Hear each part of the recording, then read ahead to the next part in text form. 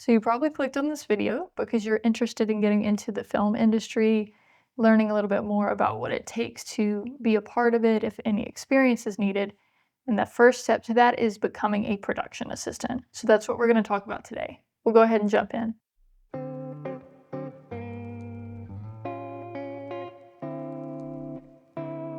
So my name is Savannah, and I am an assistant camera for reality TV and films.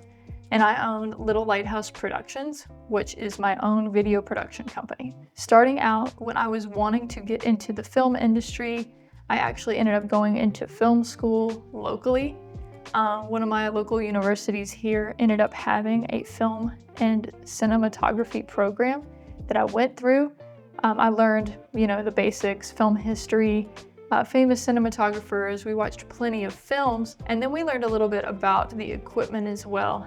What a C-stand was, different types of lighting like key, fill. Back then I would just do my photography like normal. Didn't really know how to get into the film industry.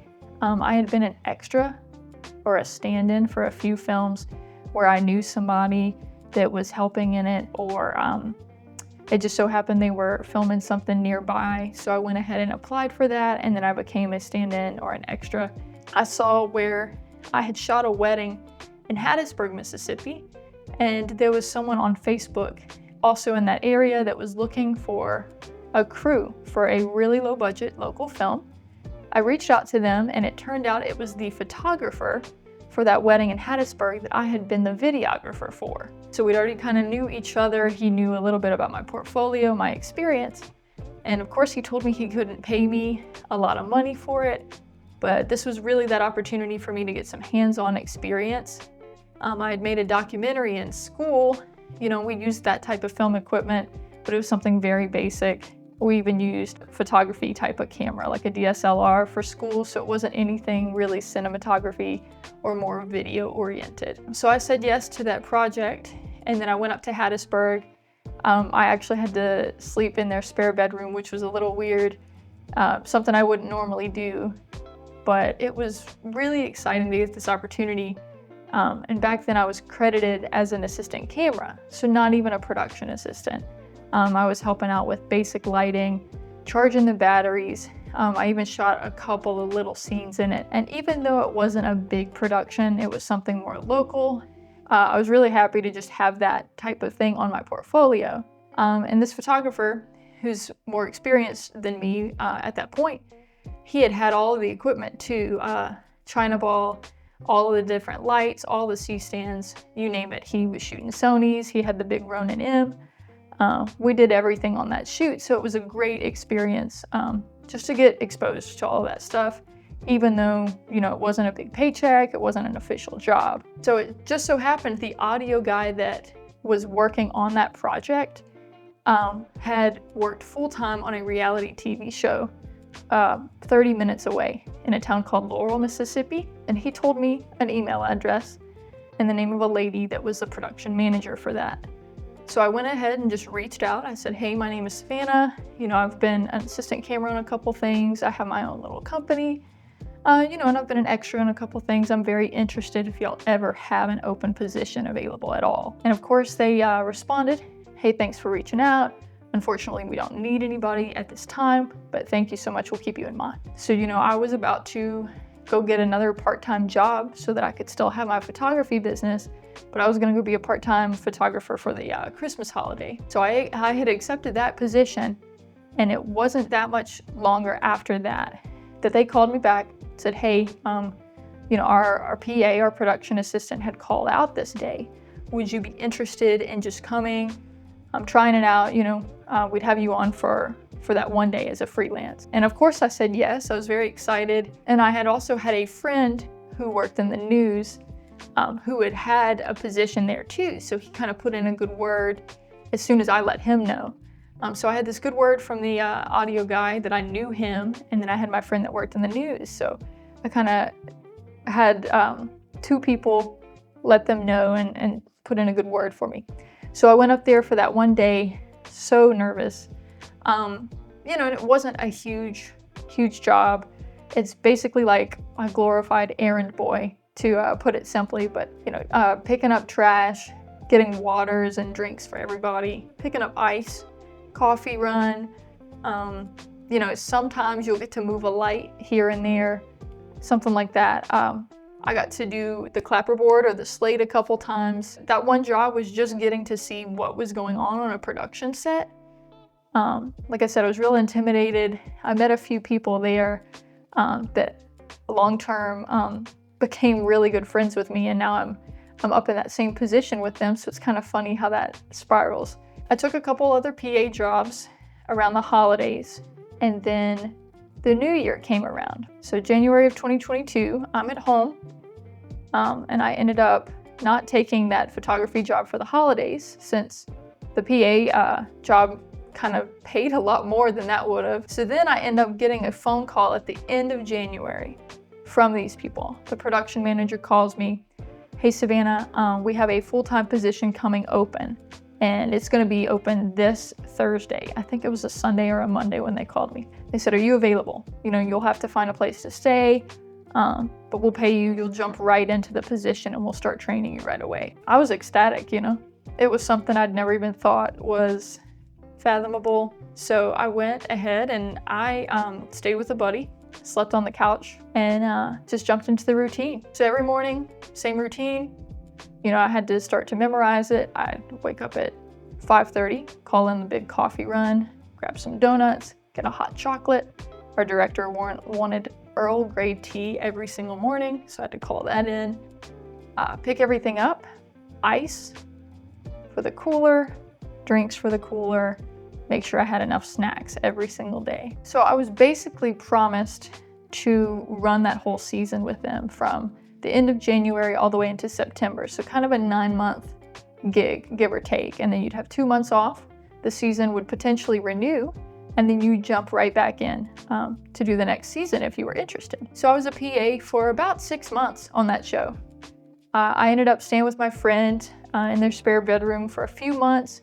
And then my dad helped me move a camper up there. So I was a little bit closer. But I really wanted something more, you know. I only got to do the lighting, do the slate here and there, take a couple photos that ended up getting published and put on social media. So that was cool. But so I actually left to be a camera production assistant on a different show halfway through, which was pretty similar, but getting to follow the camera crew around and getting more responsibility in that job. But staying on track with the production assistant, there were good and bad experiences, you know, throughout my journey there, on that one show in particular.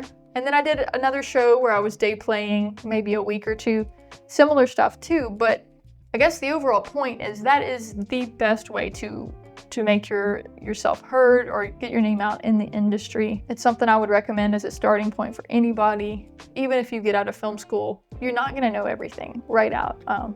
All the camera gear, all the equipment, every production is completely different.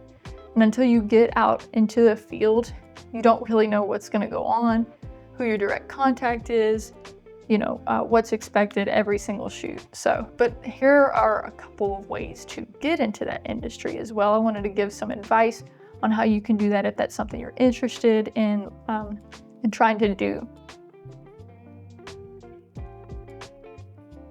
If this is something that you think is really interesting, if you can kind of relate to my story, you know, you went through film school, or maybe you didn't, and you just love shooting stuff, but you don't really know how to get started and have a bigger part of that industry. I think there's films everywhere, really. You can go online and look, and they're shooting something.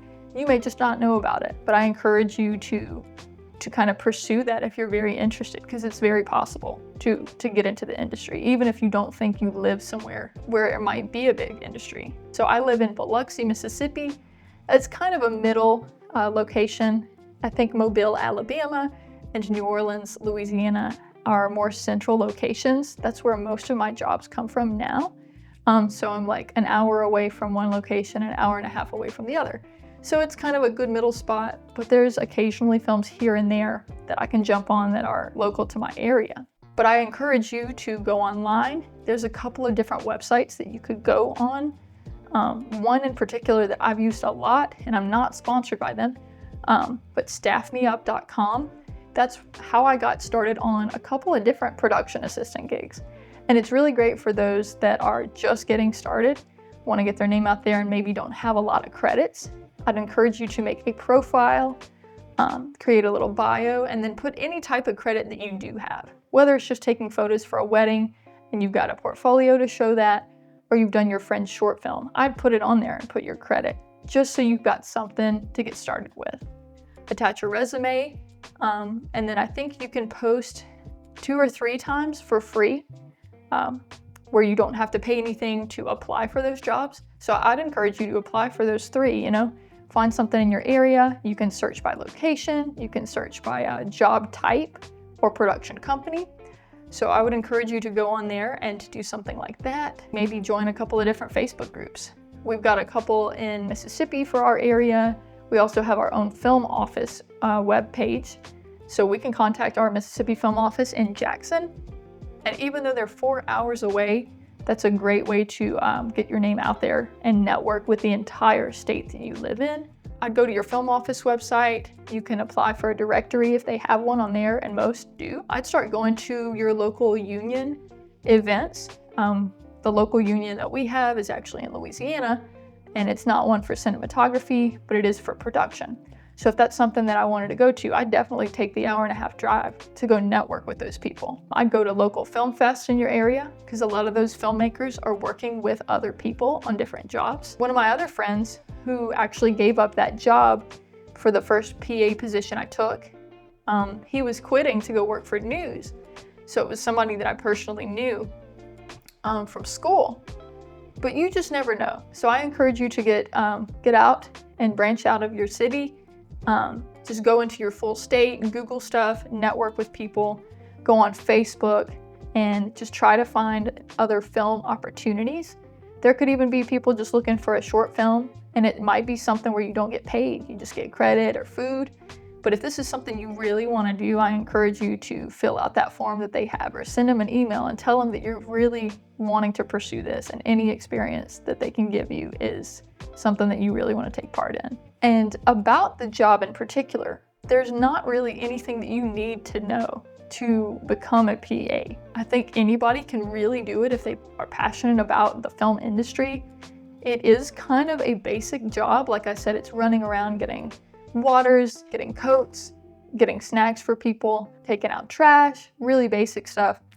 But you've got to endure it, because if you do, you'll get your name out there that you're a hard worker, that you're capable, and if you have a positive attitude, people are going to ask for you back on other sets. Or there might be a director that goes to another shoot and they're like, hey, you're really good at your job, you're positive, you're easy to work with, why don't you come with me to this? So it's great for referrals. You just never know. But I encourage you, a couple last words, just go online, try to look in your network and see if there are any opportunities out there near you, but just don't give up, and then keep making your own films, keep learning about film. But I encourage you to branch out and network with some people, and you never know where you'll end up. You might become a PA just like that.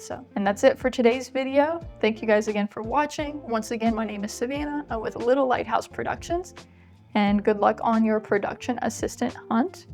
I wish you the best of luck, and I hope to see you in the next video.